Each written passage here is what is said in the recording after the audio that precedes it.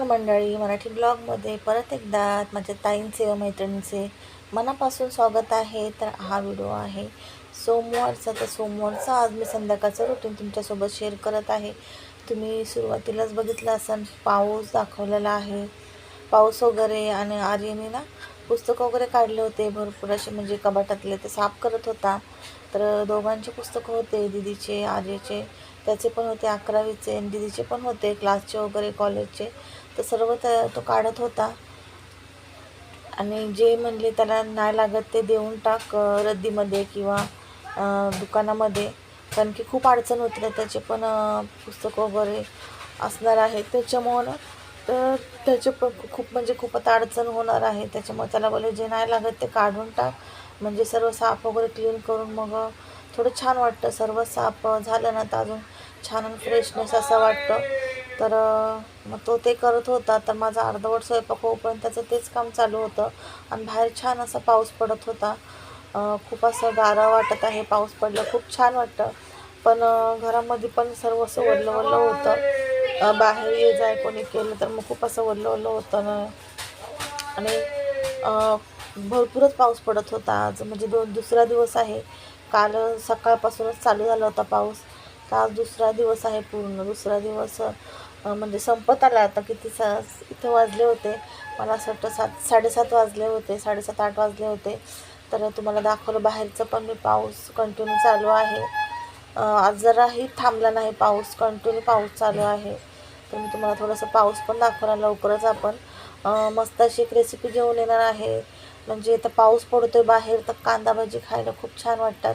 कांदा भजी किंवा चहा, असं गरमागरम कांदा भजी किंवा कोणताही असं म्हणजे तळणीचा जो पदार्थ असतो तो आपल्याला खायला खूप छान वाटतो जेव्हा पाऊस बाहेर पडत असतो त्यावेळेस. आणि तर लवकरच अशी रेसिपी घेऊन येणार आहे. म्हणजेच कांदा भजी मस्त असे कुरकुरीत अशी गरमागरम, जसे दुकानामध्ये भेटतात किंवा गाडीवरती, तशी कांदा भजी रेसिपी मी यावेळेस तुम्हाला दाखवणार आहे. तर नक्की मला कमेंट करून सांगा की तुम्हाला आवडेल का माझी रेसिपी बघायला कांदा भजीची. तर इथं बघू शकताय, भात घातला आहे, एकीकडं आमटी घातलेलं आहे. मेनू सांगते सर्वात पहिलं. वार सांगितलेला आहे तुम्हाला, वार आहे सोमवार.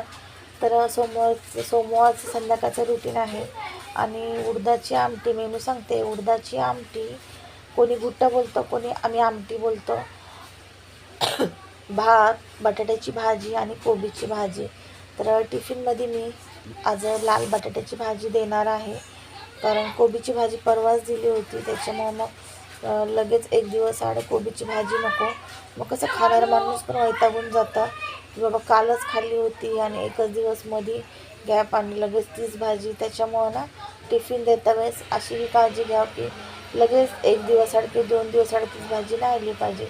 आज जर काहीतरी स्पेशल भाजी असेल छान अशी तर ठीक आहे, पण अशा आपण साध्या सोप्यात भाज्या करतो, मग त्या भाज्या लगेच 1 किंवा 2 दिवसांनी आल्या नाही पाहिजे. 7 दिवसानंतर त्या भाज्या आपल्या टिफिनमध्ये परत एकदा आल्या पाहिजे.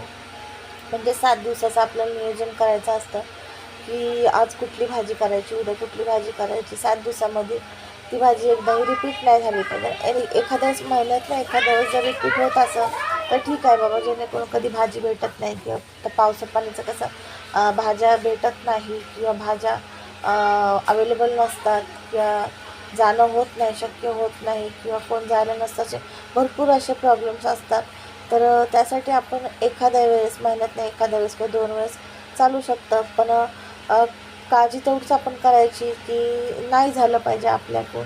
आपण जर टिफिन सर्व्हिस चालू करतो आणि टिफिन जर आपल्याला द्यायचे आहे तर त्यांनाही खाणाऱ्यालासुद्धा छान वाटलं पाहिजे की नाही बाबा 7 दिवस ही भाजी रिपीट होत नाही. आणि एखाद्या वेळेस झालं तर ते सुद्धा ॲडजस्ट करून घेतील की ठीक आहे, कधी नसतील, आज झाली नसेल कधी काही भाजी किंवा अवेलेबल नसेल, काही गोष्टी नसतात काय काय वेळेस त्याप्रमाणे. तर आपण असं नियोजन करायचं असं 7 दिवसाला 7 भाज्या ठेवायच्या असतात. मग ते कडधान्य असो किंवा हिरव्या भाज्या असो किंवा दुसऱ्या आपल्या पालेभाज्या असो किंवा किंवा बोलतो ना फरसबी वगैरे. पालेभाज्या म्हणजे कधी मेथी, बटाटा, मेथी भाजी दिली तर आपल्याला एवढी शक्य होणार नाही मेथीची भाजी, तर महाग पण असते आत्ता.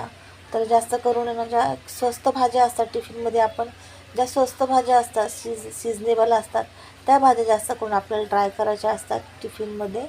आणि म्हणजे सीझनप्रमाणे, म्हणजे आपल्यालाही जास्त महाग पडत नाही भाजी. कारण की जर आपण मेथीची भाजी जर दिली टिफिनमध्ये, तर आता सध्या तर मेथीच्या भाज्या महागच आहे आणि सीझनमध्ये म्हणायला गेलं तर स्वस्त असतात. मग त्यावेळेस आपण मेथीची भाजी देऊ शकतो. आणि जर एखाद्या वेळेस त्यांनी जर फोर्स केला की आपल्याला सांगितलं की आम्हाला मेथीची भाजी पाहिजे, तर तुम्ही एखाद्या वेळेस बनवून देऊ शकता. मग त्याच्यामध्ये कधी मुगाची डाळ किंवा कधी बटाटा कापून किंवा 1-2 कांदे म्हणजे जास्त टाकायचे, तर छान अशी भाजी भरपूर अशी होती. एका टिफिनसाठी म्हणलं तर आपल्या घरासाठी तर छान अशी होऊन जाते. तर एखाद्या तसं पण ट्राय करा. जर तुम्हाला काही आयडिया पाहिजे असेल, टिफिन सर्व्हिस नवीन चालू करायची आहे किंवा नवीन चालू केली आहे किंवा तुम्ही विचार करत आहात, तर नक्कीच चांगला विचार आहे. जर तुम्हाला टिफिन भेटत असेल लगेच तर छान आहे विचार. फक्त आपल्याला पूर्वतयारीची गरज असते. पूर्वतयारी म्हणजे आपली मनाची तयारी. आपल्याला टिफिन जर करायचे आहे तर आपल्या मनाची तेवढी तयारी पाहिजे. कारण की टिफिन पण करणं एवढं सोपं नाही की आपण घरातल्यांना जेवण करतो, स्वयंपाक करतो, तसं तेवढं सोपं नाही टिफिन करणं. म्हणजे एखाद्याला वाटेल की नाही टिफिन करणं म्हणजे काय, यांचं जेवण करते तसंच टिफिनचं पण जेवण करत असेल, तसं नसतं. टिफिनचं म्हणलं तर प्रत्येक गोष्ट परफेक्टच असली पाहिजे, वेळेतच असली पाहिजे. एकदम म्हणजे प्रत्येक गोष्टीकडं आपण दुर्लक्ष न करता लक्ष देऊन लक्षपूर्वक मीठ मसाला प्रत्येक गोष्ट आणि भाज्यासुद्धा कोणत्या कोणत्या दिल्या पाहिजे, कोणत्या गोष्टीची कुठं काळजी घेतली पाहिजे. परत त्यासाठी आपण कोणते तांदूळ वापरतो आहे किंवा कोणत्या डाळी वापरतो आहे, किंवा किती स्वस्तातलं किंवा किती महागातलं किंवा किती क्वालिटी चांगली वापरते, हे सुद्धा खूप महत्त्वाचं असतं. प्रत्येक गोष्ट असं नाही फक्त भाजीवर अवलंबून नसतं, आपल्या गव्हावरती अवलंबून असतं. गव्हानंतर मेन आहे जे पिठावरती अवलंबून असतं. आणि तांदूळ म्हणायला गेलं तर तांदूळ तर खूपच महत्त्वाचं आहे इथं.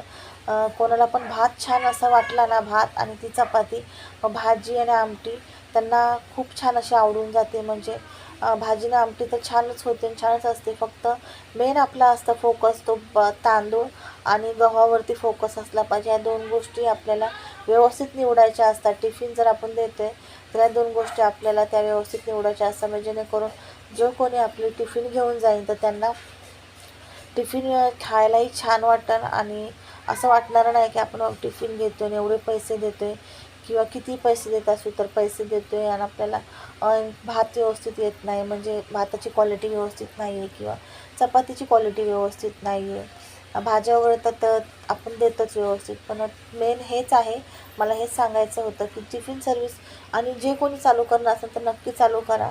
खूप छान असा फायदा होतो, फायदाही आहे. याच्यामध्ये मेहनत तर तेवढीच आहे, पण मनाची तयारीसुद्धा पाहिजे. तुम्ही कविता स्पेशल रेसिपीवरती जाऊन जर बघता तर त्याच्यावरती मी डिटेलमध्ये व्हिडिओ बनवलेला आहे, काय कसं नियोजन करायचं ते. पण जर तुम्हाला या व्हिडिओमध्ये पण पाहिजे असेल या चॅनलवरती, तर मला नक्की कमेंट करून सांगा. मी नक्की तुम्हाला सपोर्ट करेन आणि तुम्हाला ज्या प्रश्नांची उत्तरं किंवा जसं नियोजन पाहिजे किंवा कसं नियोजन करायचं ते सुद्धा तुम्हाला सांगेल. आणि नक्की गृहिणी कोणी जर तुम्हाला जर टिफिन सर्व्हिस चालू करायची आहे घरातून, तर एकही रुपया न लागता काहीही म्हणजे खर्च नाही करता आपल्या घरातल्या आपल्या घरातला गॅस किंवा घरातलीच भांडे किंवा घरातल्याच वस्तूपासून आपल्याला फक्त आपली थोडीशी मनाची तयारी करायला पाहिजे. कारण की वेळेत प्रत्येक गोष्ट करावी लागते, वेळेत आणि काळजीपूर्वक ह्या गोष्टी कराव्या लागतात. आणि त्यासाठीच आपल्याला सेफ म्हणतो ना आपण, सेफ आणि काळजीपूर्वक हे महत्त्वाचं आहे. कारण की कोणालाही आपण जेवण देऊ तर ते जेवण पण तेवढं स्वच्छता आपल्याकडं असली पाहिजे. स्वच्छता आणि काळजी म्हणायला गेलं तर प्रत्येक गोष्टीची काळजी घेतली पाहिजे. आपण जेवण करू, टिफिन भरून देऊ म्हणजे नाही, तर त्या साफसुथरी पण काळजी घेतली पाहिजे, स्वच्छतेची. तर तुम्ही बघतच असाल माझ्या व्हिडिओमध्ये की मी कशाप्रकारे स्वयंपाक वगैरे बनवते.